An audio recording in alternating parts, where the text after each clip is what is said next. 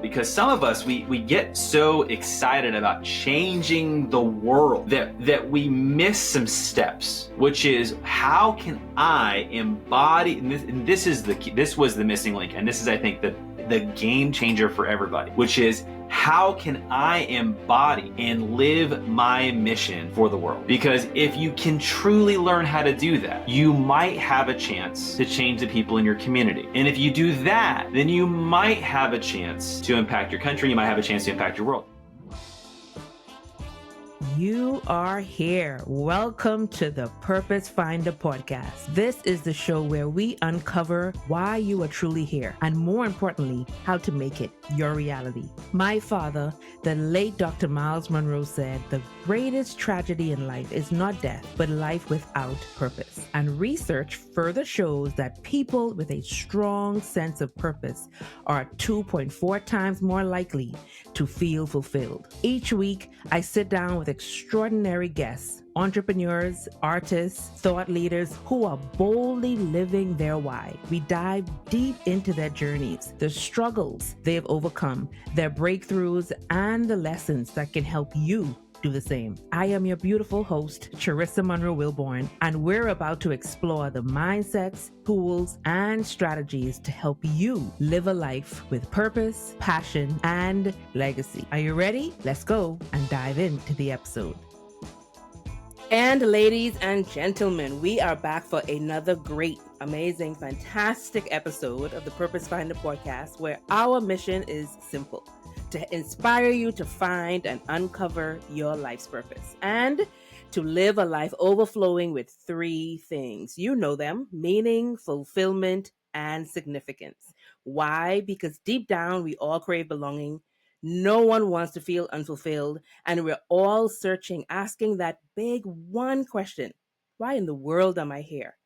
But let your search end right here on this podcast. I am your host, Charissa Monroe Wilborn, and today I sit down with an amazing guy. He's a great asset to my life, and I'm honored to share him with you. I will tell you why. We're going to hear a little bit about his story, his journey, his lessons to how he got to where he is, and what it is that he's all about. He's truly living out purpose boldly.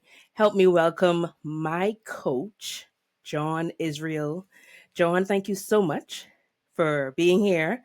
Thank you for saying yes. Thank you for gracing the podcast with your presence. Yeah, I'm excited to be here, Charissa. Thank you so much for having me. I'm looking forward to connecting with you and your listeners here on this conversation. Absolutely. And normally I don't share my inner circle like this with a lot of people, but I wanted to truly share you with the world because there's been so much that you've done for me since we've been coaching together. I've been coaching with John for a few years now, in business and in self-development. He's part of the reason why this podcast has been birthed, has been delivered, and is showing up today because of his push, because of him asking why, because of him being the guide on the side, and he's doing great stuff in the world all by himself. And so this is John. And John, we're just going to talk about kind of who you are, what you're doing. I would love for you to share. I won't read a bio, but I would like for you to share with those who are listening what you do in the world, where you come from, a little bit about your story from the beginning to now. Yeah, absolutely. So 1983, May 21st, I was born. No, we don't need to go that far. Yeah, I mean, I am at heart, I'm a business person, right? So I not by desire, but really by accident. So when I was 19 years old, my dad was sick. He was diagnosed with Parkinson's disease, and I was in college. And it was this experience of you got to figure out how to pay for it yourself. And so I was going to private university and had to pay for it on my own. So I couldn't just get a normal job. I had to get into something that would pay more than a traditional hourly job. So I got into sales. My degree, Charissa, I don't even know if you know this, my degree is kinesiology. So I was supposed to be a physical therapist or a chiropractor when I got out of school. But in order just to get through school, I had to get a job. So I got into sales, and I was so nervous. I was so scared. I never sold anything more than candy bars outside of the grocery store when I was a Cub Scout. So figuring how to professionally ask people for money was initially very intimidating. And the more that I learned, and this is a principle I would say is actually kind of at the heart of everything that I do today, which is one of my first early sales mentors told me. He said, John, sales is very simple. It's all about relationships. And if you ask good questions and listen, people will teach you how to build a relationship. And that for me was really helpful because I didn't know how to sell. I just knew how to talk to people and be a normal human being. And it turns out that's really all you need to sell is to build a relationship. Because if somebody already likes you and they trust you, they'll want to support whatever your goals and initiatives are. So that's how I got into sales, and I built a very successful career doing that for years. And by the time I was in my mid to late 20s, I started a business called Mr. Thank You, which is a strategic gifting firm. So what that means is we help companies give away gifts to all their clients and employees. And as an aside, and this kind of goes into what I do today, which is there's really three things that I do, right? So I run a gifting agency. So we still do help hundreds of clients all over the country give away gifts to their favorite people to build relationships. That's what I do. I'm the centerpiece of connecting one person to another. And then on the other side of that is I built a speaking business that ultimately helped me grow the gifting business. So I started a social experiment back in 2016 where it's going to sound so weird, but I wrote 5 thank you cards every single day for 365 consecutive days. And it was birthed out of an experience that I was an overworked, overwhelmed, successful business person who was just so unhappy. I was ready to walk away from everything I had built. And the irony, Sharissa, is that I was the most ungrateful gratitude salesman on planet Earth. And it was just something that that can't be. I can't be this guy who says he's about elevating gratitude on the planet, but yet I don't embody it in my life. So I did this mission for a year. It was life-changing. I got to learn how to express and live gratitude to all sorts of people. I mean, I was writing handwritten cards to the Uber driver, to the pilots who flew my planes, to professional authors who wrote books that I loved, and pastors who had impacted my life. And it was this crazy experience of being forced every single day to live in gratitude. I had never felt so good in my life. And I did that for a year. And then I wrote about it, and I wrote a book about it. And then I started speaking on this topic of gratitude as a competitive advantage. And that ultimately became my signature keynote. So then I built a keynote speaking business on this idea. And this is where it kind of connects, especially how we met, Sharissa, which is I started to speak and share my story and my mission and my message about elevating gratitude on the planet. And that in turn started to grow our gifting business. And then what that started to do is have people ask, man, how did you do that? How did you build this speaking business and this empire of impact kind of from nothing? And so it caused me to look back and be like, well, how did we actually do it? And so that's where the coaching business really started to come up, which is just helping people tell their story in a memorable and a marketable way. And I think that's really where our paths cross, is because you and several of my clients have a similar mission. They want to have a positive impact in the world.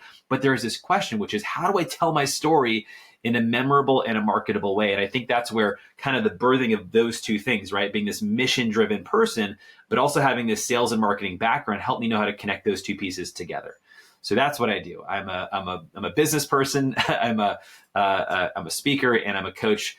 Not to mention, most importantly, is I'm a dad to 4 kids, 10 years old, 8 years old, 5 years old, and 4 years old. So married for 14 years now. We live on a 6-acre homestead in outside of Dallas, Texas, and I've just got a really cool life. And so for me, it's been a dream to get to where I am today. And so now I get to help people do the same in their own way.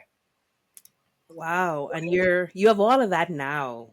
As I hear you talk about the acreage and the length of your marriage and the amount of children, but yet you started out by saying you was the most ungrateful salesperson talking about gratitude.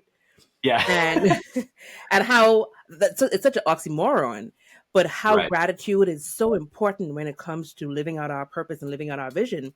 And even when I go back and think about how you and I connected and why we connected, it was because I knew what my purpose was. I knew what it was I wanted to do. I knew what it was I was gifted with, what I was skilled with, but I also understood that I didn't know all the different ways and the how that I can serve it to the world. So it was like I had this platter of gold and not knowing what is the best way to serve it. And I wanted to be able to serve it that was uh, appropriate to who I was personality wise, my character, just my build.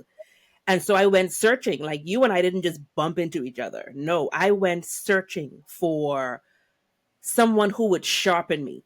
I went searching for someone who was 10 years beyond, or who was already kind of beyond where I wanted to get to, already there.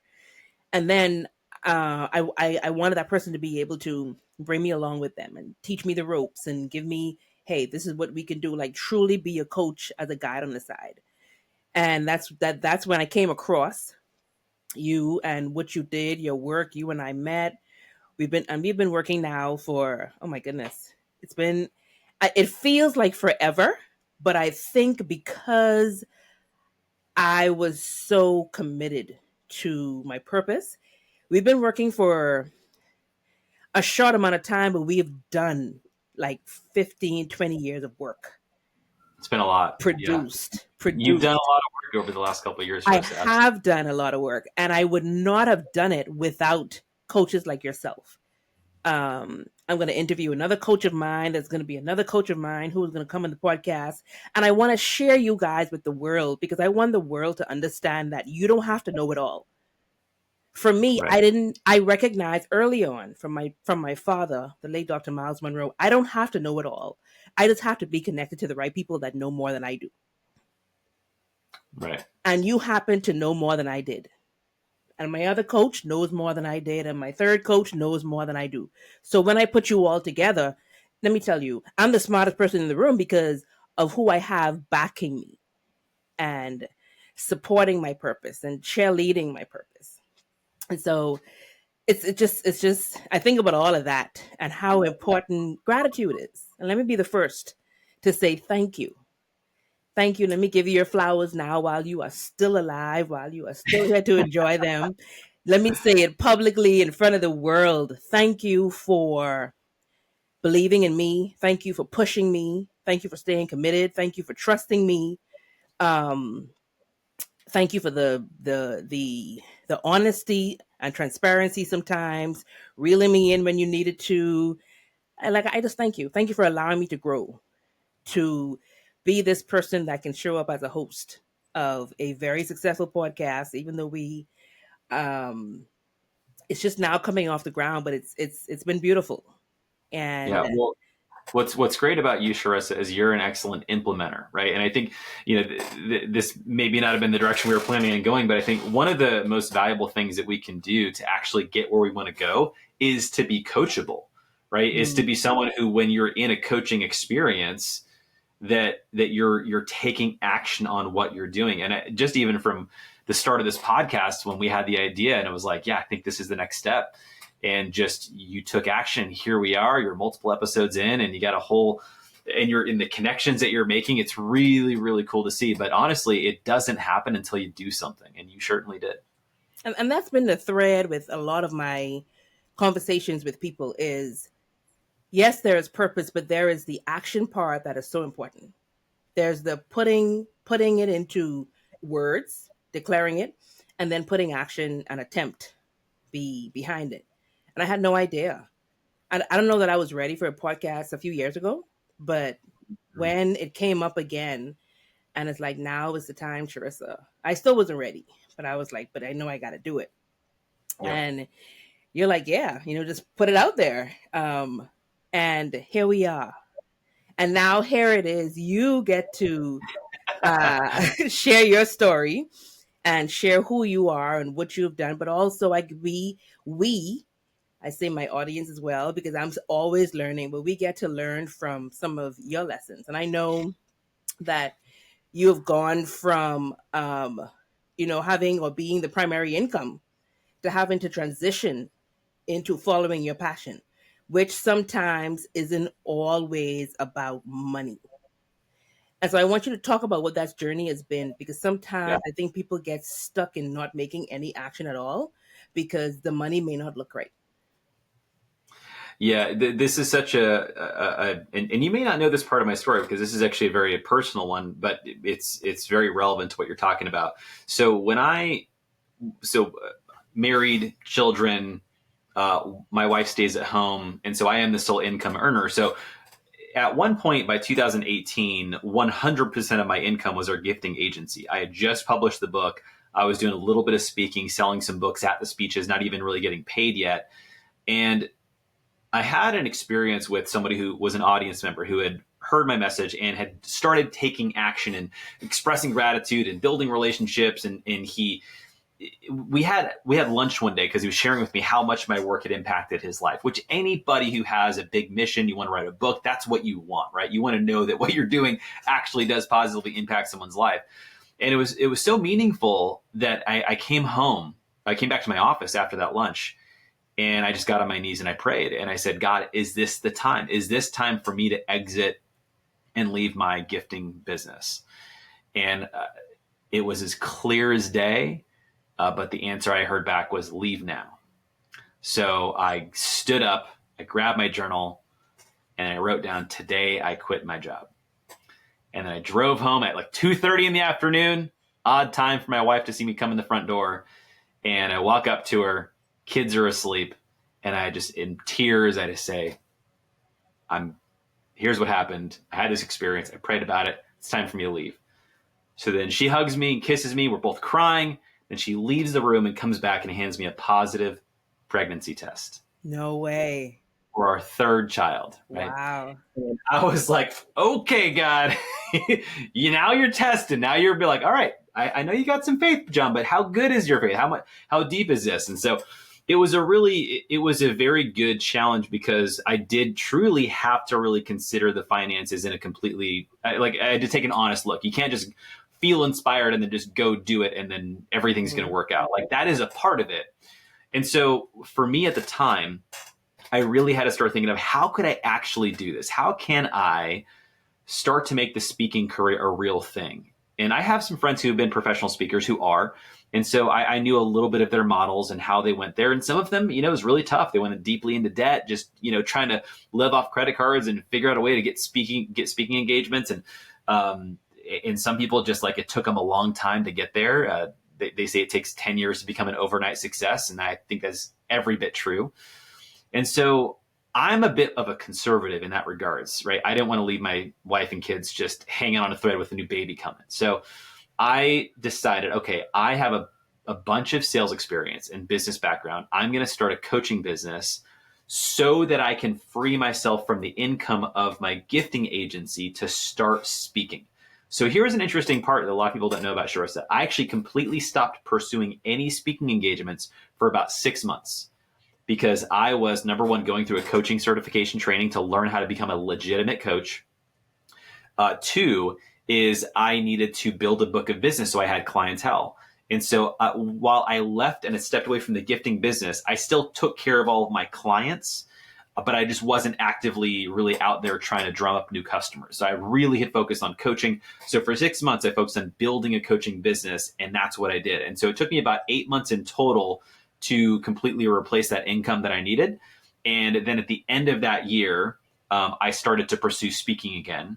And that's when things really started to take off because for me, I cared so much about the mission of my message, right? To elevate the level of gratitude on the planet, to teach people how to connect. And I didn't want to squash it. And I knew if I needed it to make money for me to survive, I would start to resent it and hate it. So I needed to give it as much room and as much space to grow. And so that's what I did. So by the end of that year, 2019, it was coaching was number one, our gifting agency was number two, and then speaking was a distant third. Then going into 2020, well, let's see what happens in 2020. COVID comes in. Pandemic. All of my speeches that I booked get canceled 100%. Oddly enough, our gifting agency thrived. Our coaching business thrived. So I was really doing well with that. And then by the end of that year, I was learning virtual presentations. So then I started doing a lot of virtual keynote speaking. So it didn't disappear completely. And then by 2021, all 3 revenue streams were making the exact same amount of money. And it was this really cool experience because I was grateful I didn't let that first one go. And I learned how to manage it in a way that worked with everything else. And so even still to this day, I run the gifting agency, but I run it for about 3 weeks a year. And that's about as much effort as I need to do to get the revenue to come in to support what we need from that business. And then coaching is still in there. And now speaking is our number 1 revenue stream. And it was just a really interesting shift of all of those things. But I think that gave me the stability to be able to pursue my mission. So I didn't actually start to take any of the revenue from Mr. Thank You until about 2 years ago, because I wanted every dollar from every speech that I was doing to go back into the business to pay for the website, to pay for the new speaker video, to pay for coaching and mentoring and branding, all of that. And it wasn't until that business, the speaking business, was starting to make over 6 figures that I started to feel, okay, this is a legit business. I'm doing well with this. Now we can start to shift the energy to go into speaking. And so, and as of now, by the time of this recording, we've already booked in we're recording this in February, or let's just say, as you edit this, I'm sure we'll figure this out. At this point, we've booked about as much for 2025 as we did in all of 2024, and we're only a couple months into the year. So but again, it takes 10 years to become an overnight success. You can't just build this stuff overnight. And for me, as the sole provider, we even had a 4th child since that day. Our family's in a better position than we've ever been in our lives. Oh, that's amazing. And this is a beautiful conversation because it's the conversation that no one talks about or that no one wants to bring up, especially when you're talking about purpose. And it's a conversation that I want to have and I want others to hear beyond just from me, because when the Bible talks about your gifts making room for you, and my dad always talks about, not thinking about the money when you think about your purpose. Like automatically when you start living out your purpose and serving your gifts, like the money is going to come and find you. And so we're having that money conversation. We're having that how money flows in when you're walking in your gift and when you're making the decisions to put your gift into action, and you're talking about the different streams of income. Like this is the business part of purpose, if you will, that needs to be talked about, that people need to hear. Because yes, we can uncover, let's do all the uncovering of purpose. Let's do all the finding of purpose. But then what? You know what you want to do. And I listen to you, John, say over and over again, like your purpose is to elevate the level of gratitude on this planet. The fact that I'm even able to say that and that's yours, that's where I would like my people, my community, my tribe, to get to, where their purpose is so succinct, it's so precise, it's so this is what I want. I want them to get to a point where they can declare a statement over what it is that they're supposed to do, that by the time they say it, everybody else around them knows exactly what Carla is supposed to do, or what Greg is doing, or what John is doing. And so I'm going to put you on the spot here. If you had to give the best advice for those listening who would like to take what it is that they know they were born to do and put it into as direct of a statement as that, what would that be? Yeah. Well, I think that for me, it comes down to just sitting with the question, which is, why am I here? Why? Yeah. Why am I here? What do I want to be remembered for? Now, I'll give you actually an interesting story as it relates to discovering this purpose, and actually how I've been able to hear those words of gratitude differently. This was actually during my year-long gratitude project, where I was on a meditation. I was on a silent retreat. It was 48 hours of complete silence. And I was with a group of guys, and we were not to talk and have conversations. And we had one question to answer, which is, why am I here? And it was a really interesting experience to sit with it, because it came down to, I'm talking the last 30 minutes of a 48-hour silent retreat. and I'm on this little walking silent retreat. It's this interesting experience. And it's just like this little voice goes off in my head. And all I hear is, heal yourself, heal the world. Now, here's an interesting, and this actually has become one of the most profound parts of my entire keynote presentation, which is actually explaining to people what is the definition of gratitude. Gratitude is the emotion one feels when receiving a gift or experiencing something as a gift. Now, what does that mean? That means that if someone gives you a gift unexpectedly, you didn't do anything for it, that emotion you feel, that joy, that excitement, that in essence is gratitude. But the other part of that statement is the experience of something as a gift. Well, what does that mean? That means your ability to look at anything that happens to you as a gift. Now, initially that sounds like, well, that sounds nice, but how do you actually do that? And so for me, what it actually became was this process of starting to go through my life and look at every painful experience I had ever gone through and to ask myself, where is the gift? Where is the good? Where is the lesson? And girl, if you want to talk about a life-changing experience, it's taking every painful thing you've gone through and transforming it. Now, that doesn't need to mean that you're belated about the fact that you were abused or that something terrible happened to a family member. It doesn't mean that at all. What it means is that you understand, especially, that God is bigger than all of this, and he has a purpose in everything. One of the 3 questions I love to ask clients if they're struggling in a moment is I say, answer these 3 questions for me. Do you believe that God is good? Yes. Do you believe God is sovereign, that he reigns over everything? Yes. Do you believe God makes mistakes? No. Okay, so if those 3 things are true, then there is purpose for whatever you're going through. And it doesn't mean that it's good, but it means that there's something here for you to learn that's going to help you positively impact another person's life. And so that for me just came from sitting with the question, why am I here? And to heal myself and heal the world, and really to see how gratitude was a huge part of that. And that became central to my message. And so that doesn't mean that I try to make every client feel great all the time, because I don't think you need to. But what I know is that if we can allow ourselves to consider that everything we go through has purpose and meaning, that you actually might learn things about yourself and why you're here.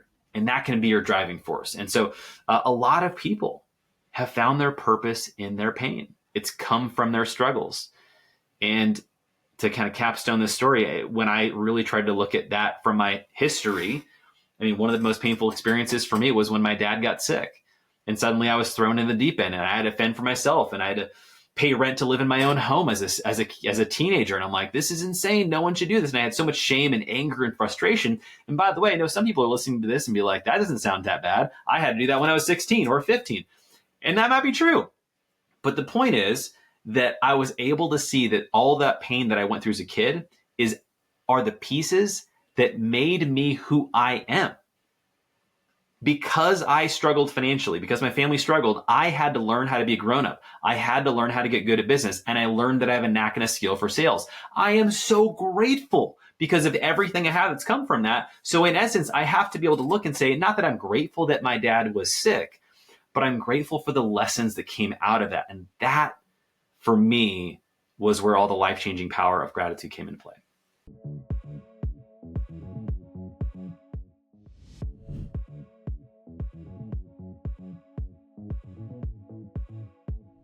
I'm here in Mexico City at the Pave the Path Retreat 2024.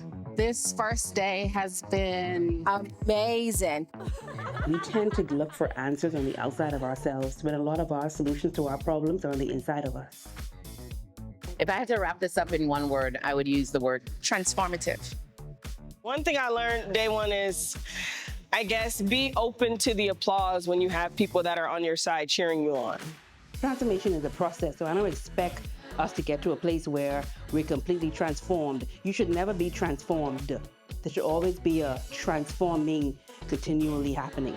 My relationship to love is that I believe love is something you have to conquer. So I always go for challenging people versus love is something that you find, or love is something that finds you, where then I would date the people who actually want to be with me and not the ones who are avoiding.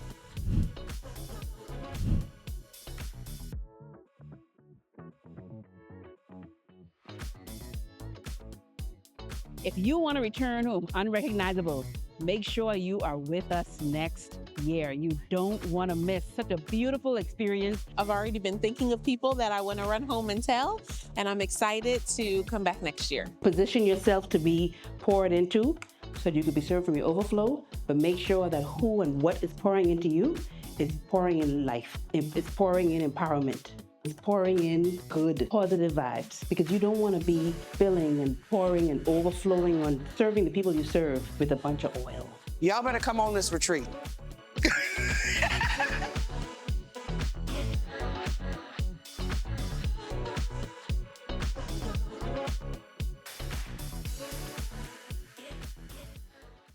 I have so many questions because I know in one of your keynote you talk about some of the moments of gratitude in your life that has led to who you are now. You share some of these stories in one of your keynotes, and I would like for you to share more on some of the moments in your life that has led to where you are now, starting with the pilot story. The pilot story. All right. So is it the one with just with the like in the beginning of my keynote or at the end? The beginning. The beginning. All right. So when I first started this project, there were some rules that are important for the audience to know. Number one is that I had to handwrite 5 thank you cards every day. So it couldn't be a text or video, had to be handwritten. 2 is that every day reset at 0. So I can't skip 3 days and then write 20 cards in a day. Right? So, because if it's a habit, you do it every day, no matter what. 3rd is I can write a max of 3 cards for any one person. This is because I know myself. And if I couldn't think of somebody, I might write the 75th thank you card to my mother. And the 4th rule is that that if I missed a day or for any day that I missed, I would donate $1,000 to charity.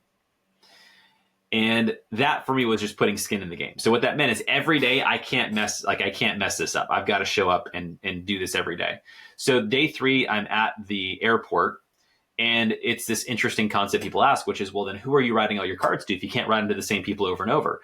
And this was an interesting thing that I learned is that you would actually learn if you tried something like this, it's harder than it sounds, because gratitude is not a natural way of being. Gratitude and happiness are distinct for a very specific reason, because you don't have to teach a child how to be happy, but you do need to teach them how to be grateful. How to say thank you. Wow. Right. And gratitude is not a natural state of being. It's not. Recognize that. It's a reflective state. You have to look at something that happened or look at something and ask, what is good about this? Where is the gift? And so that is not a natural way that we look at the world, because we have something as human beings called the negativity bias, where we're just prone to look for what's wrong before we ever look for what's right.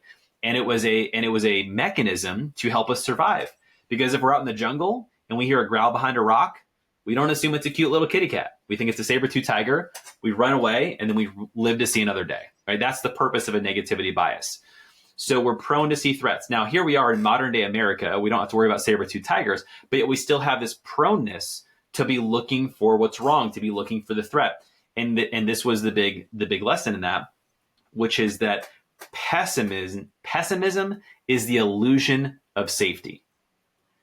Pessimism is the illusion of safety.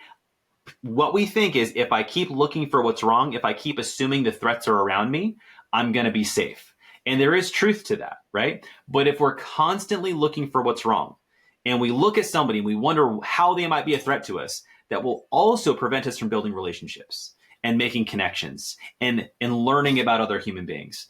And so that's why this was a really interesting project. So I get to the airport, and so I have to think of somebody to appreciate, and I see the pilots in the plane. And so I think, oh my gosh, that's who I'm going to thank today. So I walk up. They happen to be sitting at a Chick-fil-A eating breakfast. And so I just walk up and I say, hey, do you mind if I have a seat? So I have a seat. And I don't know these guys. We've never met. So if I'm going to write them a thank you card, I have to know what to put inside. So I ask them, I just say, hey, I'm curious, what's it like to be a pilot? I've never been a pilot. What is it like to be to do what you do? Then they started sharing amazing stories about what it's like to be up in the air and travel and all the positive benefits and the things that they get to do. And they all had a story, right? They had a story of when they were kids and they saw airplanes for the first time and they thought, man, that's what I want to do one day. And so then they got into the military. Then they were in the Air Force. And then they did that for a few terms. Then they got out and wanted to keep that dream alive. So these guys were essentially living their childhood dream. And I thought that's pretty cool. Second question, what's your favorite part about what you do? What do you love about being a pilot? And he started sharing about the travel and all the benefits and taking their family places. And then one pilot gets all excited and he says, you know, a lot of people like to brag about having the best corner office in the tallest building. But let me tell you, nobody has a better corner office than we do at 30,000 feet. I thought that's pretty cool. Third question, what's the hardest part about being a pilot? And you can see their energy change. But they both start talking about the same thing, which is everything they miss back at home. Family get-togethers, birthdays, anniversaries. And then one pilot gets a little excited and says, oh, no, not this year. This is the first time in 12 years that I get to be home for Christmas Day. And my heart breaks for this guy.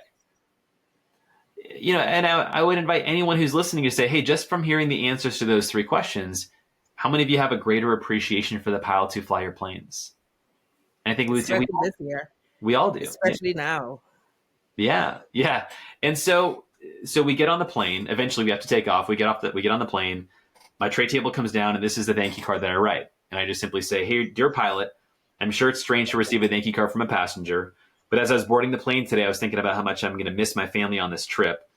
And then I realized this is what you do every day for your job. I can't imagine how many birthdays, anniversaries, or special events you sacrificed for your work. Not to mention the hundreds, if not thousands of hours you've spent in the cockpit training for your job because nobody becomes a pilot by accident. All of that to have some bad weather, a slightly bumpy landing, and then have people complain about it. So whether you're here enough or not, I just want to say thank you on behalf of myself and everybody on our flight. Fold up the card. We land the next destination. They're still in the cockpit, so I get to physically hand them their cards. And then I jump on another plane to do the exact same thing for 2 additional pilots. So 4 different pilots, 4 different thank you cards. This is what's crazy, Sharissa. Within 24 hours of landing in my destination, 2 out of those 4 pilots personally contacted me because on my thank you cards, I have my contact info. So my name, cell phone number, and email were physically printed on the card. So 2 out of those 4 pilots personally text messaged me or called me to say, hey, thank you for the card that they received. One went on to say, you know, John, in my 20 years of flying, I have never received a thank you card from a passenger. And I thought, how is that even possible? These guys have such a significant, big, important job and no one's even taking the time just to say thank you. And I thought, if that's the case, what about everybody else in their jobs, in their careers, in their marriages? There's a huge appreciation deficit in the world. And I think the takeaway from that point is what I call the appreciation principle. And here's how it goes. Curiosity is the precursor to appreciation. And appreciation is the birthplace of empathy. With empathy, we develop compassion. And when we have compassion, we have the ability to literally connect with anyone. Why was Martin Luther King able to do what he did in the world? Why was Mother Teresa able to have the impact she had? Because they had compassion. Not because of what they could get, but because they understood. And this is the point to kind of bring it back to you, which is they understood the purpose of their life was to be of the highest level service to their fellow man. And so, but I want you to share this story, John, because people say, oh, his purpose is just to elevate, you know, the level of gratitude on the planet. Therefore, he calls himself Mr. Thank You, and he's writing letters. But like your purpose led to other people, these 4 pilots, whether they all would have come back and say thank you or whether 2 just came back, nonetheless, right. You inspired them, you loved on them, you connected with them, and who knows, you may have changed their entire life from that day on. And only John with your purpose can do that. And I say on the podcast all the time, purpose comes in all different shapes, sizes, colors, textures. And so whether your purpose is just to increase the level of gratitude on this planet and that's it, and all you do is write letters of thank you to strangers, or whether your purpose is to be the president of the United States or some other country, like whatever your purpose is in life, there is nothing insignificant about it. And every time you tell that story, it gets me for every time, because, and then you have that one person coming back to say, no, thank you. In 20 years, no one has ever. Now, I'm sure he never thought about holding it against his passengers for never saying thank you. But the fact that someone did, it changed his entire life. And I'm sure that one pilot is in some room ever since then saying, man, there is this one passenger that wrote me a thank you card. Like, he'll never forget it.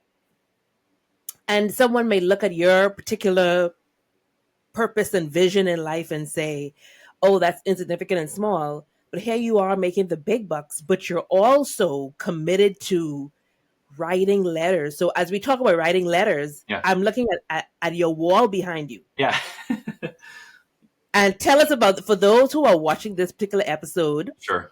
with your eyes, you can see that. And for those who are listening, John has a wall in his office behind him with written letters, whether they're on paper or card. Yeah. And these have, well, I'll let you go ahead and talk Sure. about those. Yeah. So this is called this is the gratitude wall. So these are the, so when you write 1,800 thank you cards in a year and you speak about the power of gratitude, you get thank you cards in the mail sometime. And so I've gotten a few hundred over the years. And so whenever I get one, I read them and then I put them on my wall. And you can see, if I back up a little bit, the camera can focus. But they're not short. And I think that was, like, I didn't invent something new, Sharissa, right? Like, have you ever heard of writing a thank you card before? Your parents ever encouraged you to do that? Of course, especially back in the day before technology. Right. But the point is that it was really more of an obligatory thing. Hey, you got a birthday gift. You should send a thank you card. Hey, it's your wedding, or it's your birthday, or you graduated from college. You should send a thank you card to someone who gave you a gift. So it's really out of this, like, I'm supposed to do this. It's generally not from, I am purely, truly just grateful for who you are as a human being. And so what I got to do, at least my adding to that universe, is to actually teach people the framework of what goes into truly and authentically thanking, acknowledging, and appreciating another person. And you could write it in a letter. You could also just say it to somebody. You could send it a text message. You could put it in a video. You can make a social media post about somebody and put a picture of them and then share all the things. There's a dozen different ways to express your appreciation. I don't think it has to be a handwritten card. That's just what my medium was. But the point is that when you actually choose to do that, two things happen. Number one is you actually start to feel a deeper sense of connection with another human being. Because for me, and this was a big part, Sharissa, is I couldn't just write somebody a random card. I could, like, oh, just, hey, thanks for the thing. But I needed to know them at a deeper level than I did in order to truly acknowledge them. So what you don't hear about the project is, while yes, I wrote a lot of these cards, what it also means is I had a lot of deep and meaningful conversations for me to learn the things about another human being, for me to know how to authentically appreciate who they are. Even the short meeting that you have with the pilots right before, asking them those 3 questions. Exactly. Like that probably, like they probably never connected the actual thank you card with the person they were talking about. But the fact that you decided, you know what, they're having lunch and they're probably just taking this downtime and I'm going to bother them just to get to know them. Like my dad, that was my father. Anytime he hopped in the back of a car being driven somewhere. So anytime someone picked him up from the hotel to go to an event, you know, he was around the world speaking and teaching and so forth. And so he would always have a driver pick him up. He was always interested in the driver. There was always, and I'm one of those people, if you pick me up, whether you're Uber or whether you're my driver, I just want to sit back there and be quiet, either scroll on my phone or go to sleep. But my dad, I watched my dad just have conversations by asking, man, how are you? And then he always wanted to know, are you married? If it was yes, how is your wife? how was your children? And to this day, if I run into a driver that may have driven him over the years, they will always say, he always made me feel two things. He always made me feel special, and he always made me feel seen. Just by asking how I was. And then he would always ask about my family. Like, he always got personal with them, and then depending on what they say, he's going to be Dr. Miles Monroe and either give an advice or drop a little gem or a nugget or just do an inspiring word that they get to walk away with. And that's just who he was, because he believed that people wanted to feel significant, but they also want to feel seen. And just by you writing letters, like, I want those listening to just write. Not that you have to be the person that's also writing thank you letters or thank you cards, but do the thing that you may think is so insignificant, because the thing that you think may be so insignificant is the very thing that can make you most significant. And so I think about John writing a thank you card to 5 people in a day or a week. It's insignificant to most, but that very act of just writing a thank you card and just becoming more grateful and showing more gratitude to others landed John with a book, landed John on a TEDx stage, landing John multiple speaking engagements. I mean, here it is. He is at the mountaintop or the apex of his gifting and his purpose, all because he said, yeah, this little thing may be insignificant, but I'm going to do it anyway. Sure. So I want to, you hit on a great point, and I think this would actually be great to connect some dots with for a few people. So there's a missing link here that I didn't say. So the initial idea, right, was who I am is about elevating the level of gratitude on the planet, right? Like, I want to inspire that. Well, there was a great story. You may have heard this, but this is a story. It's a Buddhist proverb about a man who wanted to change the world. And so there's a man who went out and he set forth to try and change the world. And then he found out very quickly that the world was too big. He couldn't do it. So he thought back, well, you know what? I've got my country. I live in my country. Maybe maybe I can do that. So he worked really hard and he met people and he engaged, but he just still found his country was too big. He couldn't impact and change his country. So then he thought about his town. He's like, okay, I live in a town. I can run for government office and I can get involved and I can change my town. And then he still found out that as hard as he tried, he really truly couldn't change all the people in his town. So he thought, well, how about my family? I live at home with my family, right? I can change my family. And what he learned, as most of us learn, is that you can't exactly change your family. They kind of are who they are. And it wasn't until later in life that he finally had a realization that the only thing he could, in fact, change was himself. Mm-hmm. And by changing himself, he might have had the opportunity to change his family. And by changing his family might have, in fact, been able to change the town. And by changing the town, in fact, they might have been able to change the country. And with that, they might have been able to change the world. And so when I had this big vision of like, elevate the level of gratitude on the planet, like, woohoo, there was my coach at the time shared with me that idea, that vision. And there's this quote by Ralph Waldo Emerson. And it's one of those quotes that when you hear it, you can't unhear it. And he says, excuse me, I cannot hear what you are saying because who you are speaks so loudly. And what I love and simultaneously don't love about that quote is that it challenges us to be consistent with our word. It challenges us to not just say, hey, this is what I care about. This is what I'm about. This is my purpose, my mission, but to actually live it out in our behavior. Because if can we say that quote again? Yeah, it's by Ralph Waldo Emerson. Excuse me, I cannot hear what you are saying because who you are speaks so loudly.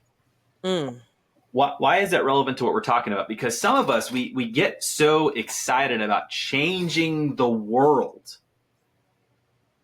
that we miss some steps, which is how can I embody, and this is the key, this was the missing link, and this is, I think, the game changer for everybody, which is how can I embody and live my mission for the world? Because if you can truly learn how to do that, you might have a chance to change the people in your community. And if you do that, then you might have a chance to impact your country. You might have a chance to impact your world. And so the mission of Mr. Thank You really, truly is to elevate the level of gratitude on the planet, because I started it myself as I did. I had to live this out for a year to truly understand it, to know it, to believe it in my cells. So then now I've inspired, at this point, who knows, thousands and thousands of people. Our mission is to inspire 74 million thank you projects around the world. Why 74 million? That's effectively 1% of the world's population. Because there was just some research that shows it goes into like what could happen if 1% of the world was impacted positively, and what that ripple would create. And so that's what my mission is, right? And so anytime I give a keynote, it's an invitation to go and live this mission. And I think you have to start closer to the vest. You have to start and take your mission that you have for the world. And I want to end poverty over here. I want to end this over here. And it's like, all right, great. Maybe you should start by paying off your debt. Maybe you should start by learning how to love your spouse, even though they're not always great. I get that you want to go over there and like feed and clothe all these completely foreign people away from you, but what about the people who are homeless in your streets? You know, that is at the heart of what I think it truly means to live your purpose. And you talk about starting closer to the vest. It goes back to your initial story of, if I can heal me, then I can heal the world. Exactly. Like starting with me. And 100%. I'm glad that you brought in even the spouse relationship piece, because sometimes we so want to change our spouse, or we so want to point the finger at our spouse, whether it's your wife or husband, when like that guy in the story says, I can't change them. I can't change but I can change me. Exactly. And so in that relationship, whether it's a marital relationship or a employee relationship or just a friendship, like you can't ever change the other person, but you can always start with yourself. Yeah, because when and here's an interesting point, and I don't ask this in this current keynote, but I have different trainings that I do where we talk about how to make meaningful connections. And one of my questions I ask people is share the story about somebody who's positively impact, like the most positive impact in your life. And every time that they share that story, yes, it was something that individual did, but it was also who they were. It was their example. So there's evidence right there. How did you become who you are? The best versions of you. It's probably because there was somebody whose example you followed, that you looked up to.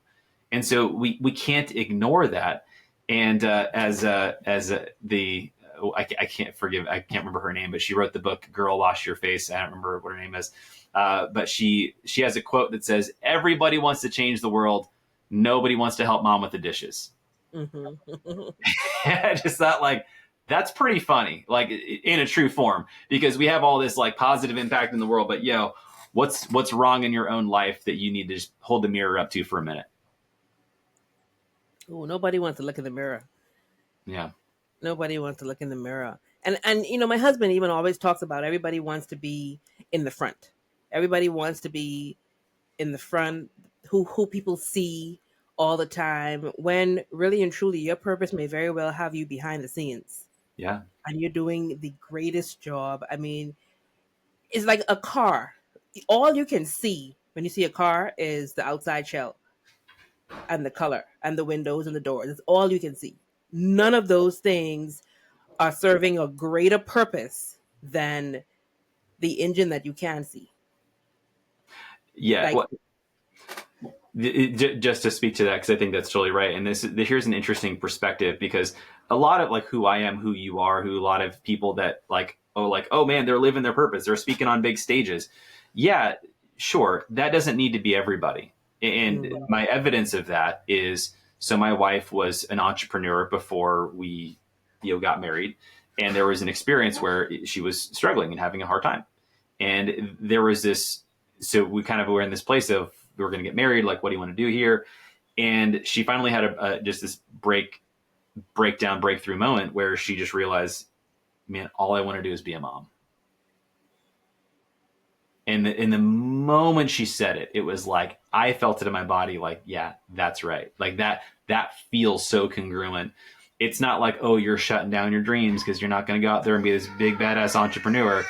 And so that ultimately became what happened. And she planned her exit from her business of over about a year. And then ever since she did that, it was a huge shift in like her happiness, her purpose, all these different things. So, the time has gone, John. You know, you and I can go on and on and on about this. Yes. But we don't have the time. I'm so grateful that you shared that story about your wife, because I think a lot of people, men and women, need to hear it. They need to be able to hear that you don't have to be in the spotlight. You don't have to be in the front.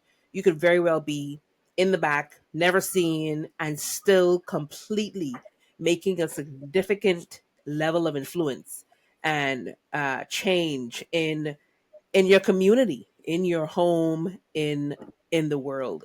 And so I as I think about your wife, I'm forced to think about my mother, who very shortly at her very last event before she passed 10 years ago, she told a group of women that she believed her biggest purpose in life was to be the wife that she's been to my father the entire time.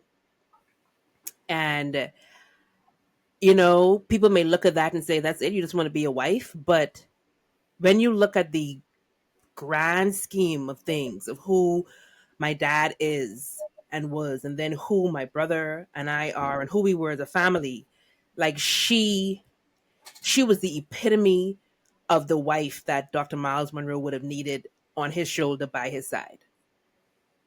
And my mom was always with my dad, so she wasn't unseen. She may have been unheard, but she wasn't unseen. Like he never had a bunch of people with him. He never had an entourage. He never wanted a bodyguard. He never wanted all of those things. And when you ask him why, he always said, my wife is that for me. She's my bodyguard. She's my entourage. Like, any woman would have to come through her to get to him anyway. Any man would look at him and be like, okay, no, we ain't gonna fool with him anyway. So, and then eventually my brother and I came on board, and now his family, the three of us, was that for him. And she said that was her purpose, and she lived it beautifully, beautifully. And she will always be remembered as the wife of Dr. Miles Monroe, who within herself, though, she held her own. Like, when she did open her mouth, a force to reckon with. But just that story of hearing your wife say, I just want to be a mom. That's my purpose in life. Yeah. And Well, yeah. And just to echo something that you said, so just a concept that I'm really been exploring about in the concept of relationships, right? Which is that human potential only exists inside of relationship. I cannot be the best version of me by myself. Because one of my greatest purposes in life is to be a dad. So I can't be the man, have the impact that I want to have if I'm by myself, right? And so it's important to realize that. And one of my favorite sayings I love to incorporate in my speeches is that you are one relationship away from transforming your life or your business. Absolutely. You're one relationship away. That one relationship might be a significant other. It might be a coach, right? It might be someone who's going to help you get in shape. It's going to be someone who helps you with your finances. You are one relationship away from transforming everything. And the point is that, are you open to receiving that? Or do you feel you got to do it on your own? I like that. And again, I was about to ask you, what advice would you give to my audience? And I'm going to take that as the number one advice that they can walk away with. Yeah. Like, you are one relationship away to transforming your life for your business. And that is so true. And I automatically thought of, a coach. You as my coach. And then you think about husbands and wives, you think about children, you think about friends. Like, all of these are relationships, trainers, teachers that we connect ourselves with. That, and keep in mind, let's also look at the other side of that. Be careful who you are connecting yourself with, because the transformation can go both ways, or either way. It can be that for positive, or it can be a transformation for the negative side. And so, we'll be remiss if we don't speak to the fact that not everyone should be a relationship that you can get connected with, but especially those that you can vet and say, this person is going to be an asset to me. and not a deficit. Those are the ones that you want to make sure you connect yourself with. Absolutely. John, thank you so very much for being willing to be transparent, open, and honest, just as you are with me when we have our one-on-ones. This was really, really good. And I hope that those listening have been inspired, have been motivated. I would love for you to share. I know you have a book, so share what the book is called, where we can find it, a little bit about your speaking. And I guess I'm going to share you with the world for those that may be interested. I get it. If I've got a good person on my side, I'm like, I don't know if I want to share you with the world, because then I might, you might get too expensive, or I might not. You might be less available. I appreciate it. But for those that may be interested in tapping into some coaching, Sure. please tell us. Yeah, I'll give you a couple things. So resources. So my website, mrthankyou.com. So mrthankyou.com. That's where you can find out everything you need to know about me as far as like public speaking. If you're curious about coaching, I got a page there you can learn about that. You're welcome to check any of those things out. My book is called The Mr. Thank You Project. That's what's going to be available on Amazon. And that's it. If you want to connect with me on social media, it's a great place to find me. Everywhere on social media is the John Israel. So I go by my full name on social media because, I'm not Mr. Thank You all the time. I am John Israel all the time, though. That is a fact. Absolutely. John, thank you so much. Please make sure you go and find him, like him, follow, subscribe. If you're interested in going further in connection with him, by all means, do so. Great asset to changing your life and transforming your business, especially if that's what you're after. So, John, thank you very much. I love to end these episodes on one of my favorite notes, and that's food. I'm a foodie. I love food, adore food. It shows up in my clothes, shows up in the mirror, but I don't care. So, what's your favorite dish, favorite food, and favorite restaurant? I also do like food, so maybe we should actually enjoy. Me and your husband and I, when I'm in Chicago next, we'll go out for something. Oh, absolutely. Yeah, I mean, I'm a fan of. This is a weird thing. I'm actually a recent fan of ribeyes. My wife and I recently went on the carnivore diet and ate only meat. She's still going. I'm done. I did my 30 days, but we had ribeyes every single night for 30 days in a row. And I actually learned how much I love ribeyes. I never ate them before, which is odd. What's my favorite place to go? Nice. Anytime I go to a new city when I'm traveling for speaking, I always just love to say, hey, where's a place I can go that I can't get this anywhere else in the country? That's typically where I go. It doesn't even have to be fancy. It can be just like a hole in the wall. Yeah. When I was in Florida, I went to a crab shack in the hood, and it was fantastic. And I would go back there again if I visited. So, that's me. I just love to test out and try new things. I'm the exact same way. We would definitely get along on the food front. Well, thank you very much for sharing. Ladies and gentlemen, I hope you have been inspired, been motivated, been transformed, and you have something that you can apply to your life today to start transforming you so that you can maybe transform the world. This has been another episode of the Purpose Finder podcast. I am your host, Charissa Monroe-Wilborn, and until next time, see you soon. Bye. And ladies and gentlemen, that is a wrap on this episode of the Purpose Finder podcast. I hope today's conversation lit a fire within you, because purpose isn't just something you chase. It is something you live every single day. If this episode resonated with you, don't keep it to yourself. Leave a review on your favorite podcast platform. Your feedback helps us reach more people on their journey to purpose. Let's continue the journey together. Join the Purpose Finder community on Facebook for exclusive insights, tools, and a tribe of purpose-driven people just like you. And remember, the two most important days in your life are the day you are born and the day you find out why. Your purpose isn't far off. It's already within you. It's time for you to uncover it and live it boldly. Until next time, stay inspired, stay intentional, and keep walking in your purpose.